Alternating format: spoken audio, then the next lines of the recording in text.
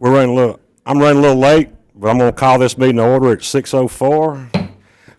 Please stand for the Pledge of Allegiance. Please remain standing for the invocation led by Mr. Jim Triplett.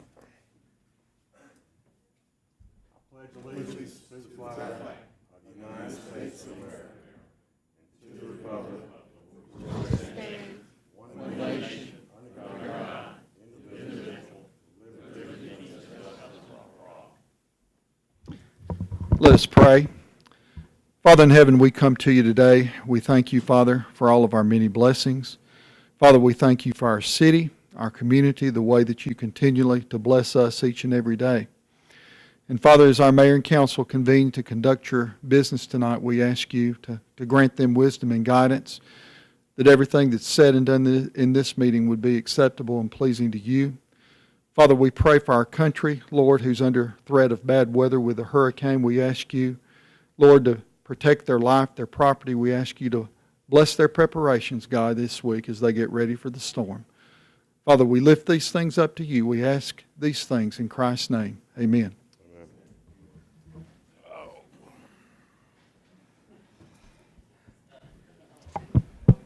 Libby, can you hear this? Okay. This brings us into item number 4 on our agenda, citizens' comments. Is there anyone here that'd like to address the council at this time? If you would like to, if you just come to the front podium, state your name and your address for the record, and we'll listen.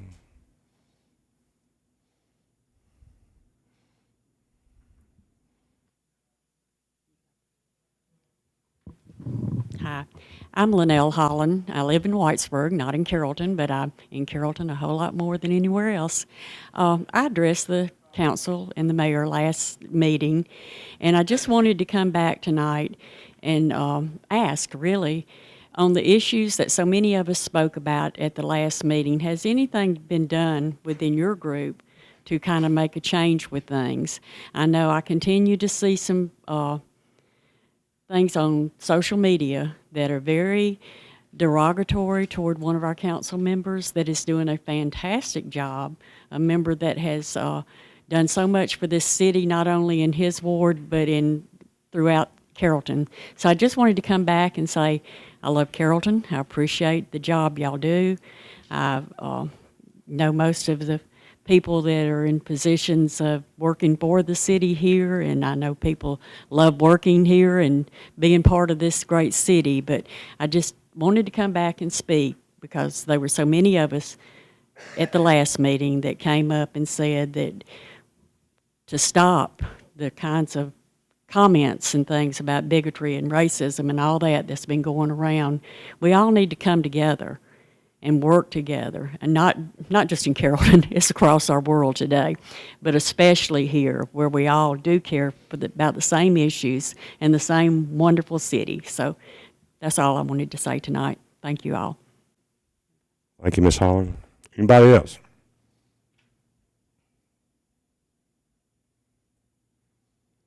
Seeing no one, we will move ahead. Item number 5, the minutes. Has anybody had a chance to read through, and we'll make a motion one way or the other? I move we approve the minutes as presented, Mayor Hollingsworth. We have a motion. Do I have a second? I have a second. Any discussion? All in favor, please raise your hand. Motion carries. Mayor and council announcements. Gerald, you want to start us off? Yes, sir, Mr. Mayor. I would like to thank Jimmy Bearden and the entire city staff, the city manager, and certainly the city mayor and council for the new firehouse on Loving Road in Carrollton near the University of West Georgia. It is absolutely immaculate. I'm really excited about the possibilities and the future of having a brand new firehouse in that area. We had a grand opening. Rory and I split and Mayor Hollingsworth. What was it called, Rory?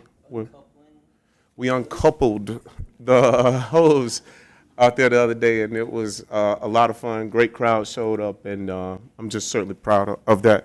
I would also like to thank, oh, wow. Good to see you. I would also like to thank Main Street. Is she here? Well, Erica's here, but Okay. Well, I would like to thank you, Erica, and Andy, and her staff for showing the Black Panther the other night. Disney's The Black Panther was wonderful. We had a pretty good crowd show up for it, even though it was a football night. It was still a great time just watching the movie outside. And also this past Saturday, we had Who's Bad with Michael Jackson. That was fun. I saw Tim there dancing. And he did moonwalk. It was a lot of fun. So Tim and everybody involved in that, thank you for that. It was packed out, probably more than I've seen in a long, long time. Also, I'd like to remind all of our citizens, if you please, do your best to keep our food pantries filled all around the city. There's one just about on every block now. There's new ones at the soup kitchen. And we're going to plant the community garden soon, so stay tuned for all the details on the community garden. We need all the help we can get to plant those winter crops. That's all I have. Mr. Mayor, if I may have an additional minute, I think I need 4 minutes to make my statement. I would like at this time to recognize and personally thank the Carrollton Police Department for their actions that occurred on the early morning of Friday, August 31st, on the Carrollton Square in front of the Irish Pub and Plates restaurants. After personally reviewing the police incident reports and watching the police officers' body cameras, I came away with two feelings: disgust in how some of the crowd acted, but proud of how our police officers performed. What I viewed on the police officers' body cameras was a professional police force controlling their own temperaments and exercising restraint, when most others placed in that situation would have acted vastly different and probably overreacted. Their actions on August 31st were nothing short of exemplary. Anyone who watches the videos will see our officers only arrest those individuals that were obviously in violation of the law. When the police asked the crowd to disperse, they did it with politeness and respect. Further, they were in total control of the crowd. Now, on the other hand, the actions of certain individuals disgusted and, quite frankly, frightened me. It is true that there are some individuals that acted with respect and deference to our officers. They followed the instructions of the Carrollton Police. However, there were others, unfortunately, quite a few others, that acted in a rebellious manner. One citizen told me last week that it's a shame that we appear to live in a time when a group of citizens no longer have respect for authority, but demand those who have authority to prove they deserve to be in authority. There is a large group of young adults who refuse to follow the instruction of our officers. They were antagonistic and confrontational with our police officers. Some yelled obscenities and profane language at the officers. Others pushed or punched the officers. When some individuals were arrested, they would continue to resist. Due to their resistance, it would take 2 to 3 officers to place handcuffs on them.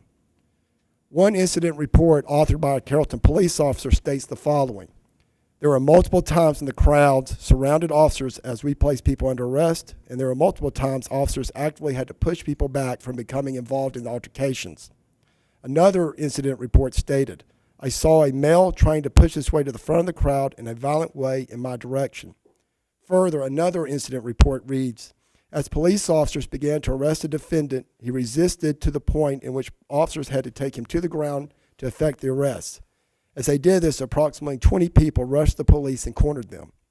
11 individuals were arrested on August 31st, charged with crimes from public drunkenness to obstructions of a police officer. A statement that I'm very offended by is one that states this was nothing but a bunch of drunk college kids. First, I do not doubt they're intoxicated. Second, I do not know if these individuals are in college. But third, I do know they're not kids. The individuals arrested ranged in ages 21 to 23. Just a few months ago, many young people the same age graduated from our military academies and universities. They are commissioned as officers in our armed forces, where they will be in charge of millions of dollars worth of equipment and soldiers. The individuals on the square are not kids. We as a society expect 21, 22, and 23-year-olds not to act as kids, but as adults. If someone attempts to characterize this as an unfortunate incident caused by misunderstanding of the police and drunken college kids, that is a lie of what transpired on August 31st. Again, as a resident of Carrollton and the city council member, I applaud the Carrollton Police Department and wish to thank the police chief and the officers for what you all did on the early morning of August 31st. Hopefully, we as a community will never have to experience an episode like that again.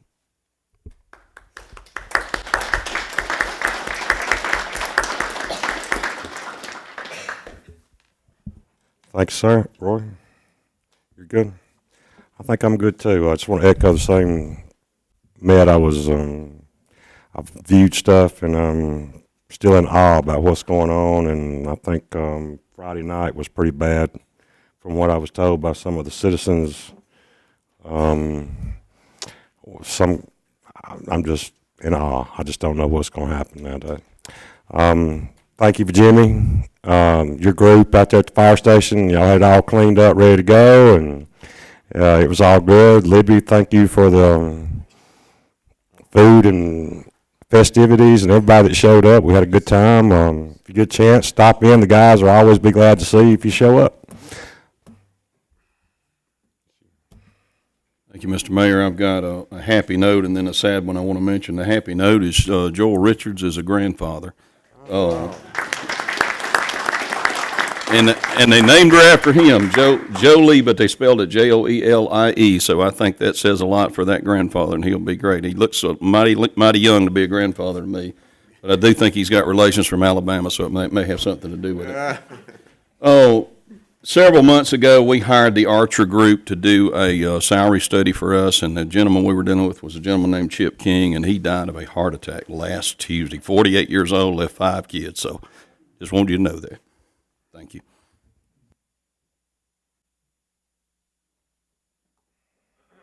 All right, gentlemen, it gets down to number 8, approval of agenda items for consideration.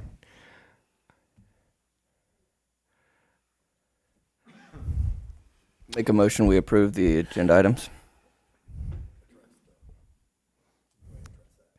I would like to address one thing before we do that. Thank you, Rory. You want to withdraw that just a second, or you just want to let it stand? Inadvertently, we missed an agenda item that should have been placed on here from last month. It was my suggestion that we just not amend the agenda and just carry it forward to October. So we had plenty of time for publication and anybody to voice their opinion about it and make sure they were here. Didn't want to be untransparent, as we like to say, about the salary and the raises that were being proposed back in August. So we're just going to leave that stricken from the agenda tonight. Make sure everybody's got plenty of time to come and be part of that. Now, can I have a first and a second for the agenda be approved as stated here? All in favor? Motion carries. Thank you, gentlemen. Oh, proclamation, Public Safety Appreciation Day. Who do I need to call up for that then? Really, I guess our two chiefs, if they're here. Our two chiefs here, or? Anybody with Public safety. safety? Y'all stand, yeah.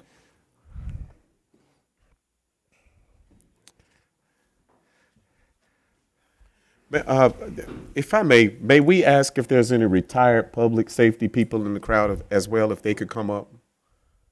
Is that appropriate? Sure. Okay, good.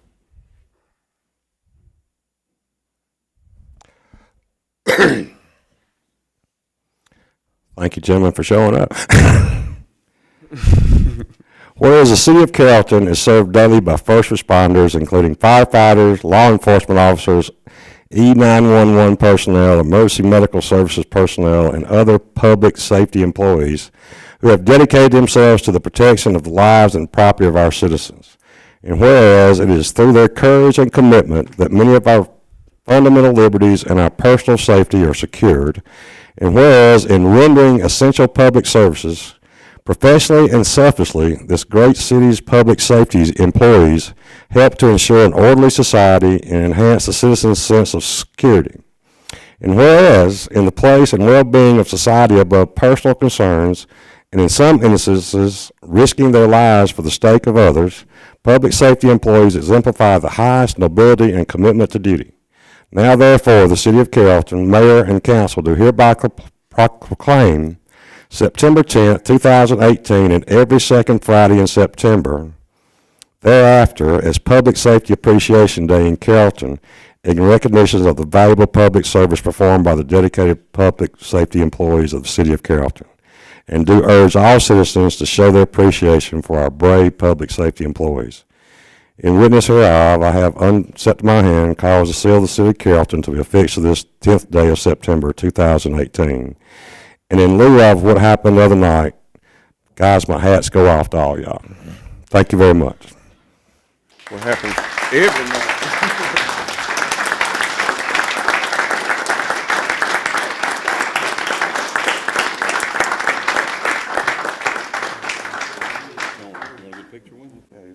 Y'all come back up and let's get a picture with y'all on the council.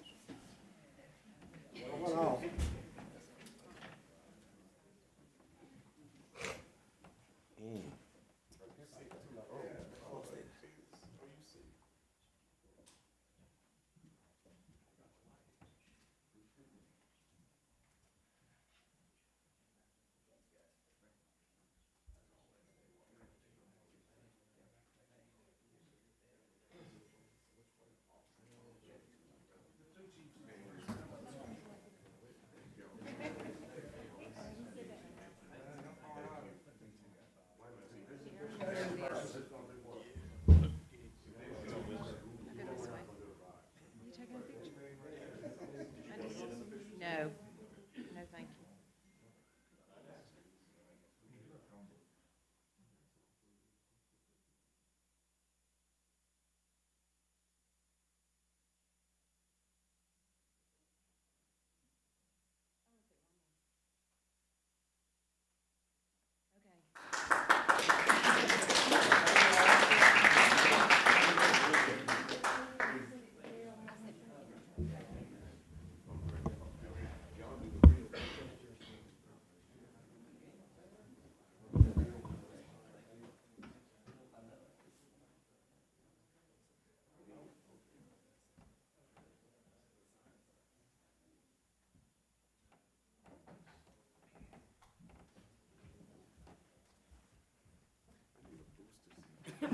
I'm so short.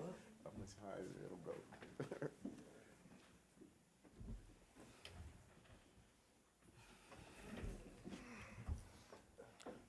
When she forwards it to me, I'll forward it to you later. Ms. Studdard, rezoning 218 Mandeville Avenue. Oh, you're already here. Sorry. Thank you. The Planning Commission met in August for a rezoning request to rezone 218 Mandeville Avenue from R20, which is single-family residential, to C3, which is neighborhood commercial. The Planning Commission made this recommendation with the following conditions: that the architecture of the house must remain compatible with the residential nature of the neighborhood, that wall signs are not allowed, and a freestanding sign must be architecturally similar to the home and must be proportionally sized to the home with a height not to exceed 8 feet. The home must be brought up to commercial building code standards, and any site improvements must meet current UDO standards, such as parking. The applicant shall make every effort not to remove any trees while developing the parking area in the rear. Any trees that are removed must be replaced utilizing Section 4.07.07 tree protection of the Unified Development Ordinance. And the property is limited to the institutional use of semi-public hall, club, or lodge. All other institutional or commercial uses are not permissible. This particular request is in direct conjunction with the transition of this property to the facility called the Hour Club. It's currently located on Old City Hall Avenue. I believe that the petitioner is here to answer any questions. This is the Alcoholics Anonymous, is where one of the AA groups meets. They are losing their location on Old City Hall Avenue, and this is a new location for them, and that's why we limited it to just that particular use. The Planning Commission reviewed this request, and they made a motion unanimously 7-0 to approve the request with those conditions. Is anyone here that would like to speak for or against this rezoning?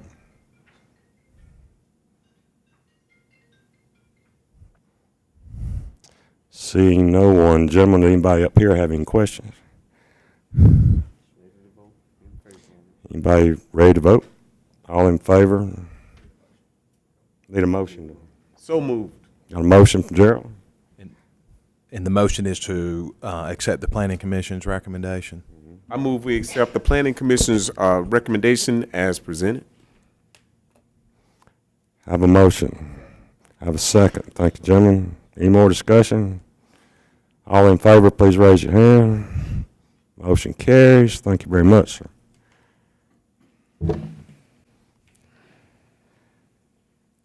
Erica, before you get started on the second one, Yes, sir. I need to recuse myself on that one, so. Okay.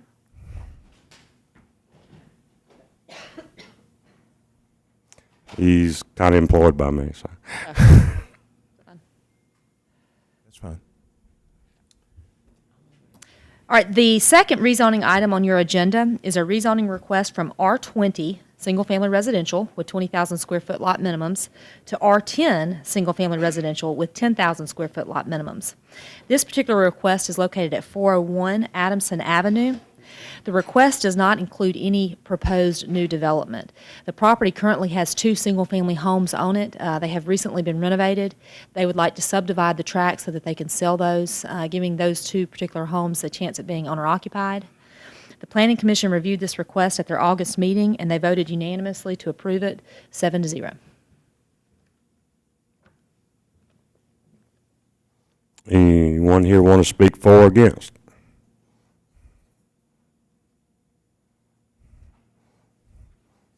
Have a motion we adopt.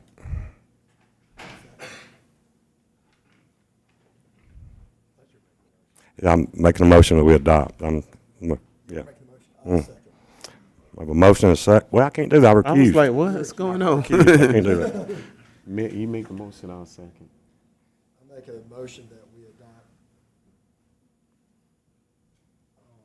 number 3, rezoning 401 Addison Avenue from R20 to R10. And I second that. And just so we're clear, because the planning commission recommendation included, no, there are no conditions on this one, right? Okay, sorry.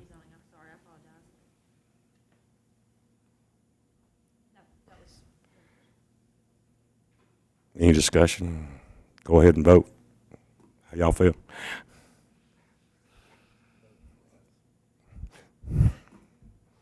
Motion passed. Thank you, gentlemen.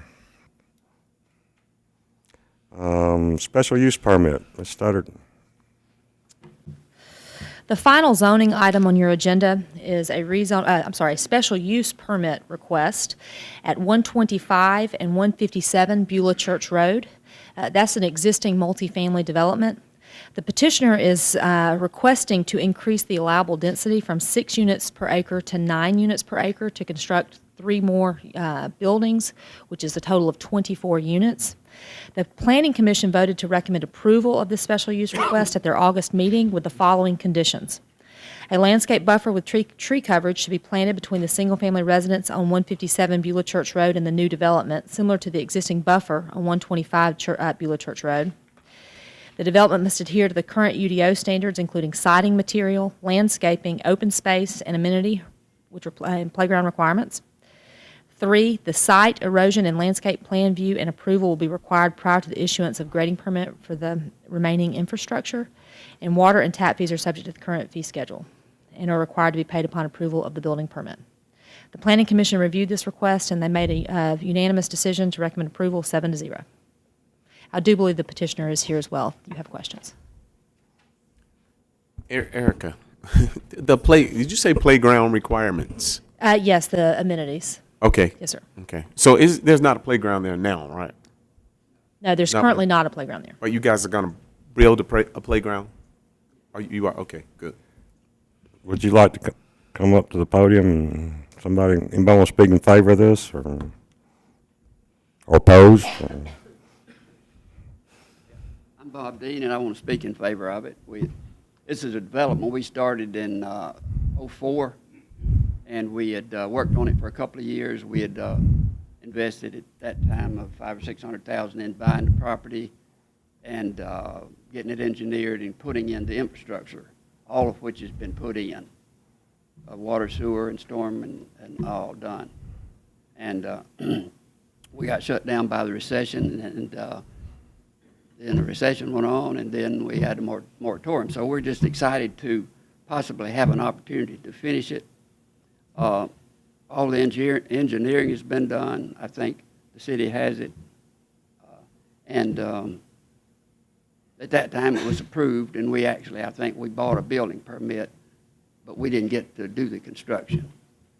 So we're excited about that, and we think the finishing out of that project, which would just add 24 units of what would just be working family housing.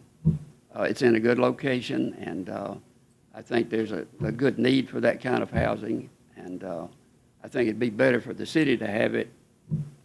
We have a vacant lot there that we're paying, I don't know, $500-600, I don't know what, a year on it.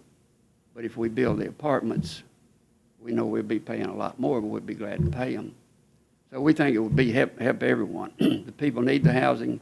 We'd like to build them, and I think it'd be good for the city to put something on that lot. It sits down in there where it's inside the other development, and you really can hardly see it from the road or anything. So we're excited about it, and we hope we can build it, and we ask for your approval.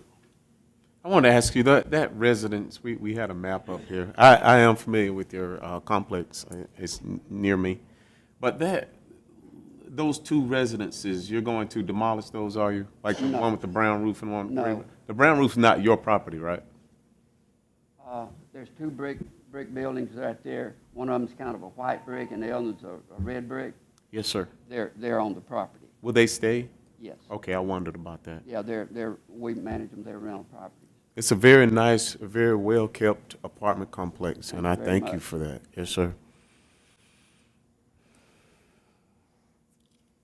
Anybody else got any questions, Mr. Dean? Is there any sidewalks on the front of any of that property?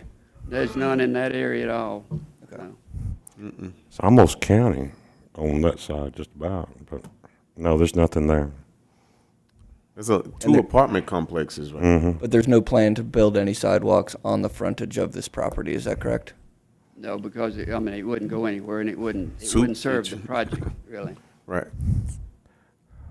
But from you to, we had talked before about Old Bremen Road sidewalks.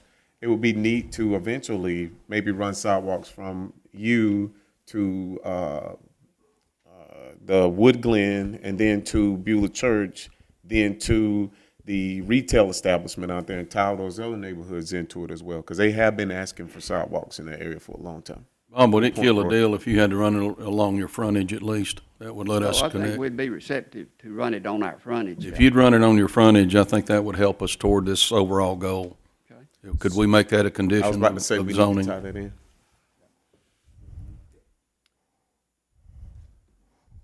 How many rooms are in the apartments per apartment? They're all 2-bedroom, 2-bath. They got 1,003 square feet, How many square feet? 1,003 in each unit. What's your range of rents? The rent, Yes, sir, your range of rents. You don't have to tell me exactly. oh, they're all rent, it's $880 a month, and that includes utilities. Okay. They're really nice, too. Anybody else?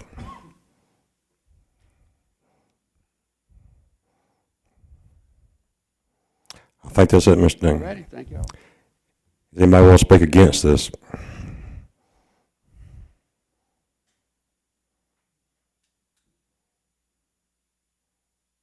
Good evening, Mayor and City Council. My name is Bernie McClure, and I live in Decula, Georgia, and I own Wood Glen Apartments. I bought Wood Glen about 3.5 years ago, and it was pretty dilapidated at the time that I bought it.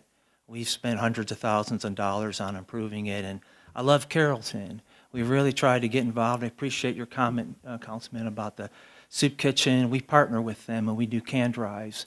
We do angel trees at Christmas. And those types of things we're able to do is because we have on-site central management. And when the apartment complex starts to grow in the number of units, there comes a point in time at which, when do you start to need to have somebody on site? And what amenities are really going to be appropriate?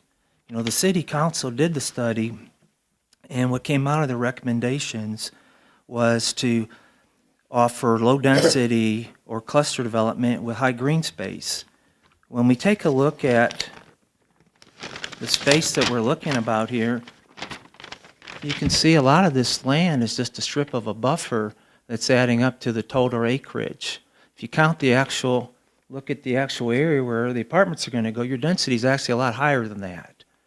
And as you also take a look at the site plan that came out of the zoning commission, you'll see about every square inch of this property is filled up with nothing but buildings, and there's only a playground area that's situated between the two houses right at the road.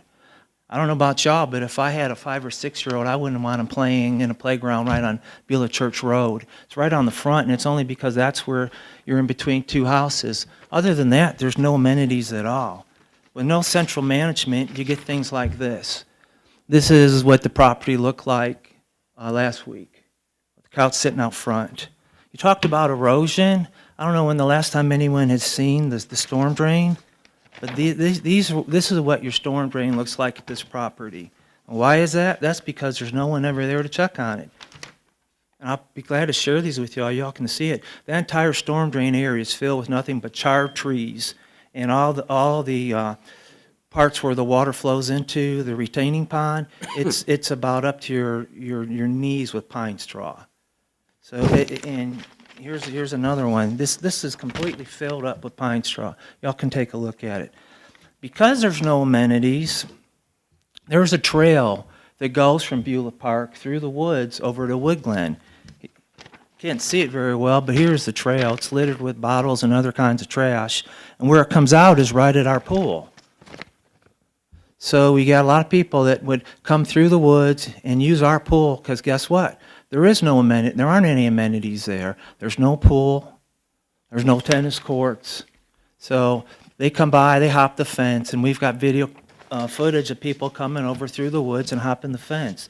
I have no problem with building the apartments there and Mr. Dean being successful, but I would like to see a little bit more amenities so that people aren't going to come over and use our amenities. You know, there's enough area here where you could put a pool in or something rather than using every square inch. You're doing the very thing that you said you weren't going to do. You're using every square inch and filling it up with high density and no amenities. And if you think having a playground at the front of the road is your amenity package, you're kidding yourselves. That's just an area that's not usable that you can't build. If you could build an apartment there, you'd put another apartment building there. So that's what I'd have to offer you. I would support him adding more apartments, and I hope that he's very successful with that. But I don't like the idea of having 56 apartments with zero amenities and bordering a neighboring complex with a trail through the woods. Thank you, sir. That's it. Thank you. Any questions? Anybody got any questions for him before we step down? I do. Thank you. Not for you, but Not thank for me? you though Okay. for that information.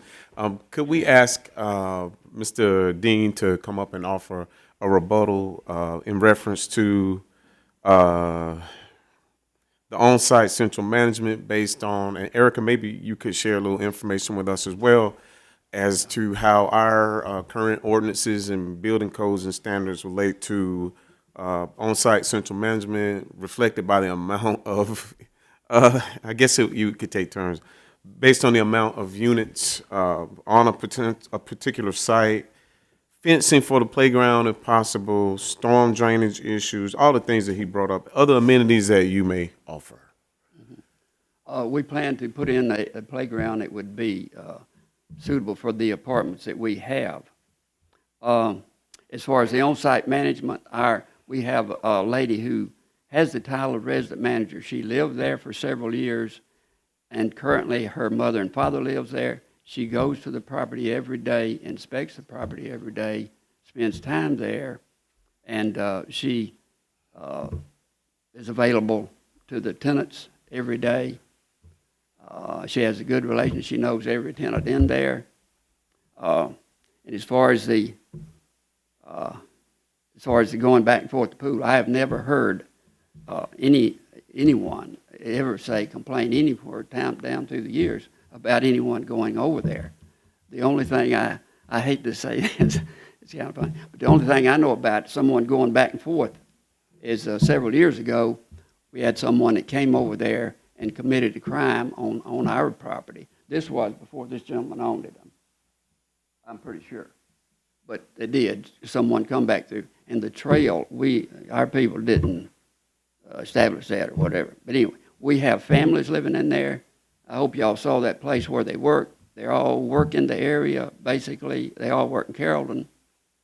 And industry in that area, they all got family. They're family people. And they're not the kind of people to be going into that other complex and getting in the pool. As far as the engineering, the environmentals, Mike might want to speak to that. We've already acknowledged that we will update them. They will have to be brought up to code and the new codes. That's part of the deal. The storm systems, all per the original development, was for all the buildings. So it's all built to capacity for all. So the area is already graded with the 3 additional buildings are to be added. And it just simply needs to be, cut. It actually look a lot better. The curb's in, the storm's in, the detention pond is built for that development as shown there. It just wasn't completed at the time that it was originally started. So we're not really looking to do anything new, just simply complete what was originally planned. So from what I read, you had kind of paraphrased everything that basically I believe that he brought up, except for amenities, saying that you were going to bring all these things up to code. So that much, I'm sated by that much. Yeah. So, well, part of it may go out, well, as soon as it's approved for the special use, we'll go out and as-built all the infrastructure that's in, certify that it's built per the original plan and the current code, and resubmit drawings for all of that to bring it up, and also show the sidewalk that's been requested, and the playground will be shown on the updated plans. That will include a landscaping plan to show where that erosion buffer is, or landscape buffer is and everything. thank you both. Thank you. We don't have a requirement for on-site central management. And so in other words, they don't necessarily have to live on the site. We have many apartment complexes and multifamily complexes that have off-site management that they're very well managed. So we don't have that requirement currently, where they have to actually live on site. Okay. What about fencing around the playground? He talked about how close it might be to the. Do we have requirements that state there has to be fencing around a playground that's near a street? I don't believe so. I think there's a requirement about pools, but I don't Okay. believe there's a Not requirement playground. about fencing with playgrounds. But out of goodwill, where'd they go? Oh, there you go. Out of goodwill, could you? What are your plans? Not even out of goodwill, but what are your plans for the playground? What I plan to do with Mike is to look over the entire property and see what, if there's a more suitable location than on the road, which I agree with the gentleman, and if that's your opinion, that, and if we do wind up putting the playground up there, I think we would put a fence around the playground and, between there and the road and everything. So that's a good idea. As far as they may be another place, if there's another place on the property that would be more suitable for it, we will look at that. Okay. And they will submit that with the, I'm trying to remember what your current fencing looks like. I think it's white bricked on the bottom and then black wrought iron. Is that what it looks like at the top? no, it's wooden. Oh, it's wooden. Okay, all right. I can't remember that. No, wait a minute. There may be some like that somewhere. Yeah, in I there. thought I saw that. But yeah, it's basically wooden fence. Okay. But I would like to say one other thing about the gentleman that owns Wood Glen. They look great. You're doing a good job. Yeah. His property, looks Thank you good. for that. Very good. So, okay, any more questions? I have a point of information, maybe the mayor or the city attorney can clarify. When you have a special use permit, whatever is approved today is the plan. The applicant can't say, I'm thinking about putting a fence around it, or I'm thinking about moving the playground to another location. Is that correct? It's not, right now, there's no condition for the location of the playground, there's no condition for the fence, so it's not binding unless y'all add that as a condition. With a special use permit, what he's requesting is simply to increase the density from 6 units to 9 units, and then the site plan is not binding unless you make it binding, but the conditions are. But what I'm saying about the playground and the fence is we want Mike and the engineers to look it over and do the best thing for the project and for the city. The city would certainly have to approve it at that time. Or, we're going to submit an updated site plan. Is that right, Mike? Well, that's already in the deal. Yeah. And I want to clarify on the playground, just because we've been burned by this before.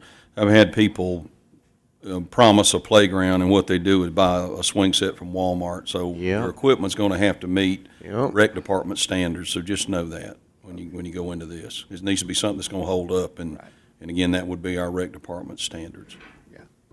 So maybe somewhere we need to adopt, I guess, a playground policy. Would you say, council? Or an amenity policy? Absolutely. I think we need to get the staff to work on an amenity policy. And Tim, I know one particular subdivision that did that to us.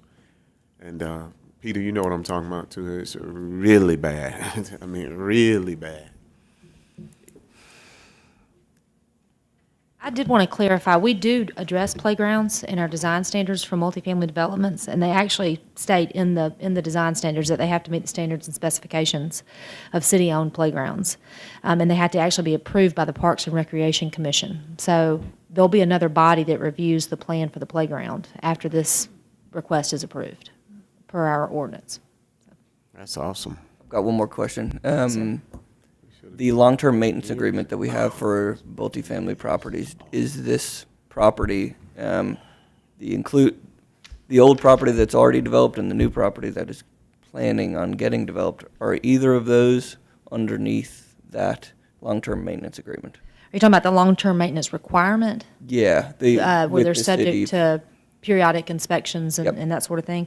I don't know that we've done any inspections of this particular development.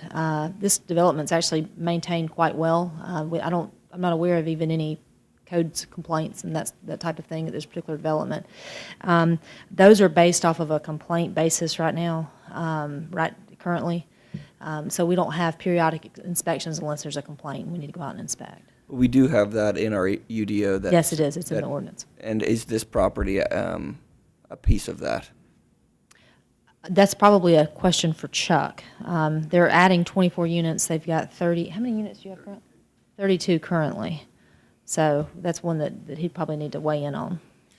Yeah, and the, I don't recall, I need to look at the ordinance and see. I don't recall that the long-term maintenance obligations are tied to a particular number of units. So if that's the case, then it would be subject to it. Okay. So buildings or developments that were put into place before the long-term maintenance agreement were put in place, are they within that or not? Well, in this case, you've got an existing development, but now a request to come in and add additional units and get the special use permit. So I think the development probably would be subject to the long-term maintenance obligations. Thank you.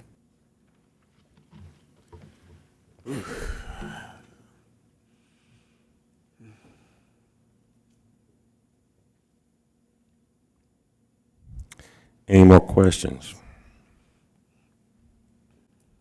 Looks like our planning commission voted 7 yeas. Eric, is that right?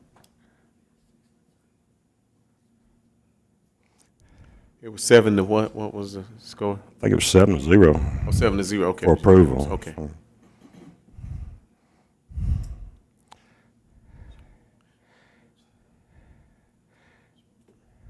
And here again, gentlemen, I need to recuse myself from here. Mr. Dean has been a customer of my mother's business for a number of years, and I need to recuse myself from this one also. Okay, we're ready. I'd like to make a motion, we approve the special use permit for 125 and 157 Beulah Church Road with the following conditions from the staff recommendation in our packet, and a 6-foot sidewalk along the road frontage of both properties, and a fence around the playground. That's it. Second. You have a motion and a second on the floor. Is there any more discussion? All in favor? Please raise your hand. All opposed? Motion carries. Item number 5, public hearing. Mr. Jim. Thank you, Mr. Mayor. As you all know, tonight represents the third public hearing of three required in relation to the adoption of the 2018 millage rate. Our first two public hearings were conducted on August 27, 2018 at 11:30 a.m. and 6 p.m. respectively. On page 71 of your packet, you will see the analysis of the revenue produced between the calculated rollback rate of 4.496 mils, that's based on inflationary growth in our tax digest, and the recommended rate that we're recommending you tonight of 4.60 mils, that is our current millage rate. The revenue that would be produced on the current digest at our current rate of 4.60 mils is $3,833,549. And the revenue that would be produced at the rollback rate of 4.496 mils would be $3,746,877. That's a difference of $86,672. If I could at this time ask you to turn one page over to page 72 in your packet, looking at the 5-year advertisement that we placed in the Times-Georgian on August the 16th, a couple of numbers that I want to emphasize to you. The gross digest, the fourth line down, $920 million. That is an increase of $22.6 million over the prior year, and that's 2.5% increase. But if you will look directly down one line, the exemptions, $87.3 million. The exemptions increased by $18.3 million from last year. That was a 27% increase in exemptions. And so the net digest increased, after you take into account the exemptions, the net digest increased by only $4.3 million of 0.52%. Point that I need to... Jim, can I just stop you real quick? Yes, sir. In layman's terms, can you just explain what less M&O exemptions mean in case someone don't know what an exemption is, or M&O? That is everything from homestead exemption to business inventory tax exemption, disabled veterans exemption, any exemption that people get to deduct from their assessed value that they pay their taxes on. So we get that information from the tax assessor's office basically at the end of July of each year. And so we have a very short window of time that we have to react to that information, to plan. And you know, it's just the way the cycle goes. Anyway, I wanted to bring that to your attention. And in having the public hearing tonight, I do want to emphasize, as we've talked about at our planning retreat for the last couple of years, we not only have the lowest millage rate here in this area, but we have one of the lowest millage rates in northwest Georgia. We have not recorded a millage rate increase in the city since 1993. We even held our millage rate steady and did not increase during the recession. As we know, hit this area very hard. And so anyway, I just wanted to make those general observations, and I'll turn it back to you, Mr. Mayor.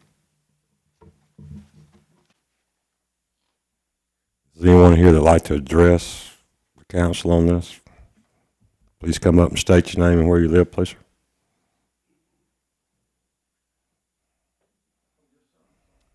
Not at all. It's my fault.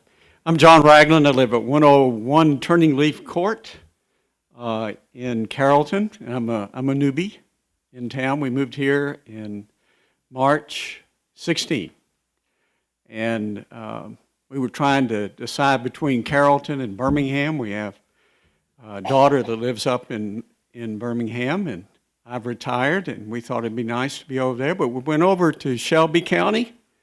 Lo and behold, we felt like we're moving back to Atlanta, Georgia. I said, man, I don't want to move here. And Carrollton looked better, even though it would be closer to family. Excuse me. That happened to me one time when I was preaching on Easter Sunday. Turned out to be my contractor. But anyway, back to the subject. Carrollton's a beautiful place. People are wonderfully friendly. Love our subdivision we live in, which is Tanglewood, which is part of the Mill Pond subdivision there. Lovely homes, lovely neighbors, very friendly. I've made more friends in the neighborhood in a week than I had made in the neighborhood I lived in Cedartown, Georgia, living there for almost 8 years. So that's really great. Here's my concern, and I had a good discussion online with Mr. Waters about philosophy of taxation and millage rates and all that kind of stuff, which is kind of obscure when you start trying to figure out taxes and that sort of thing. So I'm speaking somewhat out of ignorance into your large pool of knowledge. But the thing that caught my eye was if there's a full rollback, that's going to cost $86,000.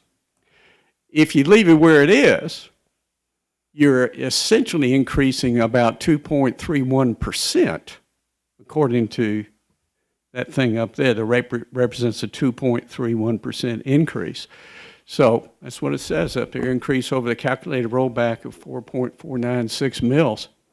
So I would be comfortable with a millage rate that enabled you to make up the $86,000. The difference there. So that essentially, you're still meeting your budget.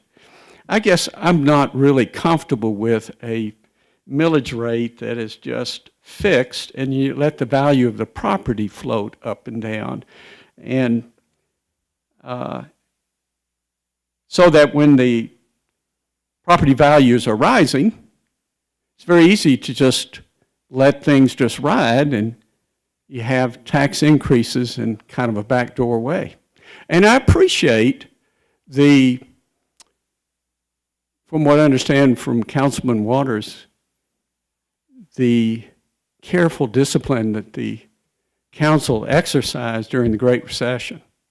Y'all didn't increase the millage rate, while I'm sure you were really being hit on property taxes with foreclosures and that sort of thing that were going on in the city. That's commendable to you all and much appreciated for future. But that's my desire. It seems more equitable to say we're going to roll it back so we're not losing money if we were to do a full rollback. Am I making myself clear on that? All right, the other thing I would observe is if you feel like your conviction is, let's leave it where it is. Let's not play around with that millage rate. Then why not take the increase that you would have by leaving it there, the increase that you would have over income to meet the budget that was adopted, and say, let's establish a Joseph fund. Remember Joseph? Have those years where they had the fat cows, and then they had the years where they had the lean cows, and Joseph said, man, we got to save up for the lean cows.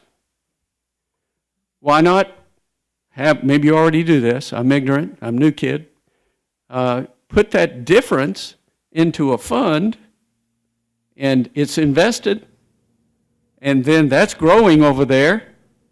Unlike the federal government, we locked up, you wouldn't be able to go rate it. It's sitting over there dedicated for that purpose. And then when the downtime comes, and it will come because that's the nature of our economy, ups and downs, then you've got something to lean back on, draw upon, to help you when the belt tightening comes, so that the rest of the citizens who are having to tighten their belt because they can't go out and just raise money. It would help them. So that's my desire. Thank you for listening. I appreciate it very much. Thank you for coming. Thank you for coming before the council. I will tell you that the rollback law in Georgia is one of the most misunderstood things. If First, I want to say if you pay $2,000 tax a year, the city of Carrollton gets about 300 of that. Okay, we get about 15%. So if we roll back, it doesn't affect that other 85%. It only affects that 15%. The other thing is if, let's say your taxes went up due to reassessment $100. If we were to roll back, you don't get that $100. That $100 is spread out amongst all 26,000 citizens. So the rollback costs the city money, but it doesn't help you. It would help you only pennies. And then the state calculates these numbers, and I get them from Mr. Triplett, who does a very good job, but they don't make any sense even to me. The increase by holding the millage the same is $19,000 on a $54 million budget. And if we roll back, our loss is $86,000, and that makes no sense to anybody in the room, but that's just the fact. So, and as far as a Joseph fund, we have $23 million in our Joseph fund, so we're going to add $19,000 more, and it's almost, I don't want to call it minutia because every dime matters, and I literally look at every expense myself. So it does matter, and it's important, and it's a lot of money, but on a percentage standpoint, it's not a lot of money. We have to advertise, unless we roll it all back, we have to advertise it like it's a tax increase. The wording is specific, and we have to say that we are doing a tax increase, and that's frustrating to me. A lot of municipalities who need money more than we do are intimidated by that language, and they roll back, and they're, as Jim has put, they're digging themselves a hole. And so we watch every dollar. We manage our money well. We have the lowest millage rate in the area. We have the lowest water and sewer rates in the area. We have the lowest sanitation rates in the area.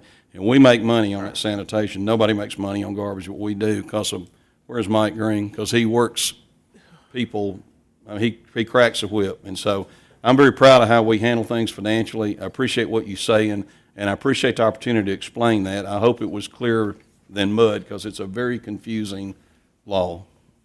I will come back for a tutorial. I've heard people saying that I think it's sometimes like when I'm preaching, people say, I heard what you said, I don't understand the thing. Mm-hmm. I'll come back. Man, right there.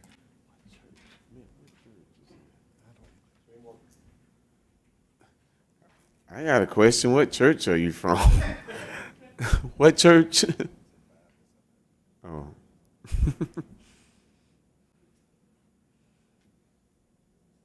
I was pastor of Grace Presbyterian Church in Cedartown, Georgia. Oh. I've retired in Presbyterian Church in America, currently attending King's Chapel Presbyterian here in Carrollton. Well, then you know this tax was meant to be, and it was going to happen anyway if you're a Presbyterian, right? Well, the I'm outcome, a good Calvinist myself, so it was already. Amen, brother. Well, I tell you, the outcome will definitely be decreed from above. So. Oh, whoa.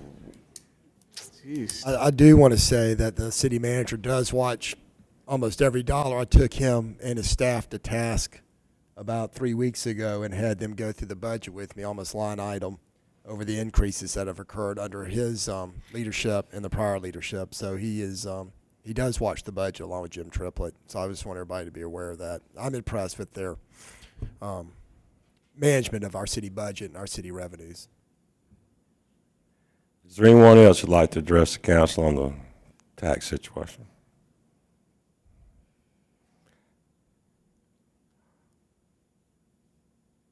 So does that mean we're closing the hearing, right? So we have met our obligation on the 3 hearings. Yes, sir. We have met our obligation on the 3 hearings. The 5-year history's been duly advertised in the Times-Georgian, the city website, and I think we're ready to go forward with the next agenda item regarding this. Approval of 2018 millage rate. Anybody got any questions for Jim?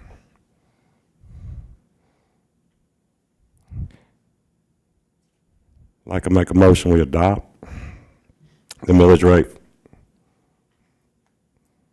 2018. Motion and second. Any more discussion? All in favor of approving the millage rate, please raise your hand. Motion carries. Thank you, gentlemen. Thank you, Jim. Tim, vehicle purchase, fire department. Thank you, Mr. Mayor. The fire department currently has its staff cars a Chevy Tahoe as a chief's car, a Chevy Tahoe as the captain's, or I guess it would be battalion commander's vehicle, and an old 2009 Crown Vic with 165,000 miles on it. This actually says 1.65 million, but I think it's 165,000 is what they meant.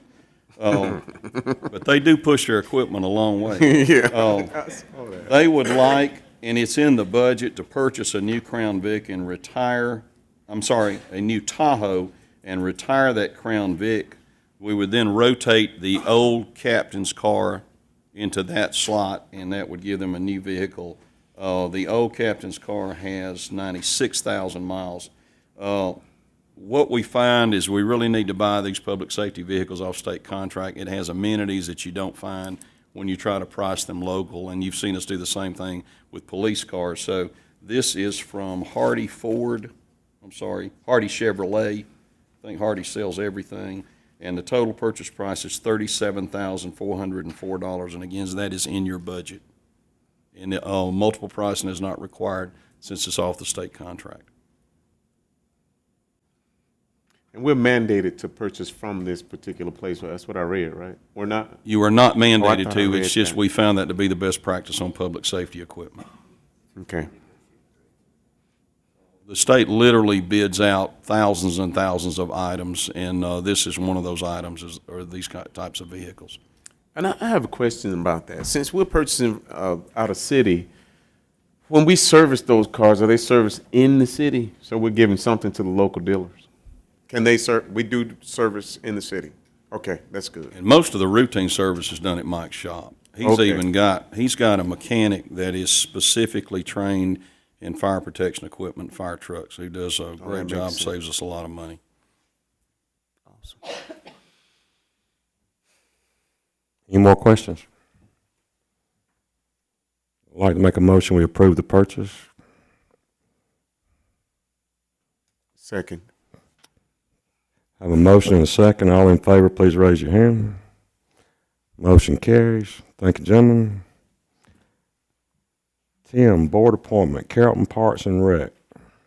Thank you, Mr. Mayor. And Mr. Meyerhofer's here if you have questions on this particular issue. There are 2 open slots on the Parks and Rec board. There are 4 names that have expressed an interest, and you see those before you. You can nominate 2. You can postpone it a month if you want to think further, or if you have people other than the 4 listed. We just look to see whatever the pleasure of the council. Anybody got any comments? I know 2 of them. I know Mr. Chris Bonner. He is a local pastor. Miss Tanita Cox Teagle is based out of the Burson Center, the business incubator here in town, and she's a certified counselor. I think both of those individuals will bring a unique perspective to the board, the commission.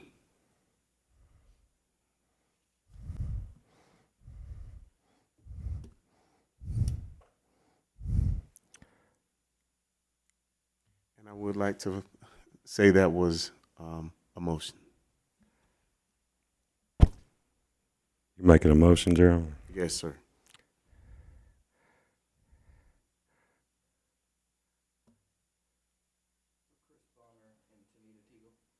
Yes, sir. Thank you. I have a motion and a second.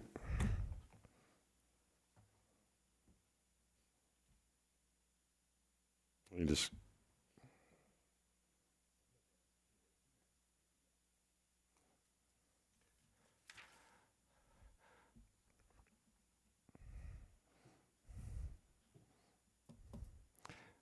need to vote on the motion in a second. All in favor, please raise your hand on Mr. Bonner or Ms. Teagle.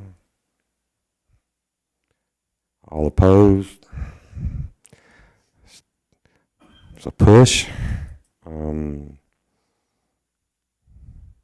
guess we're going to table this till next meeting. If it's the same names, we might have the same results. I'm not changing my mind. I understand. Yes, sir. Maybe we'll have a third person here. Oh, yeah, we will. Motion table.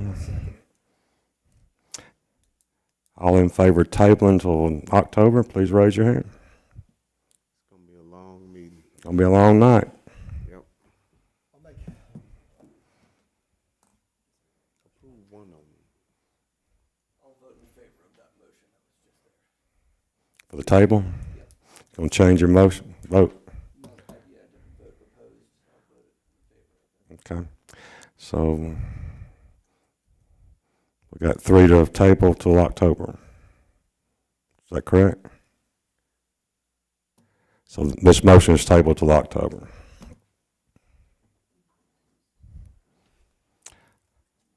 Is there anything else to come before this council before I hit this little piece of wood? And I just found out via text message, it is Joel Richards' 26th anniversary as a city employee. Wow.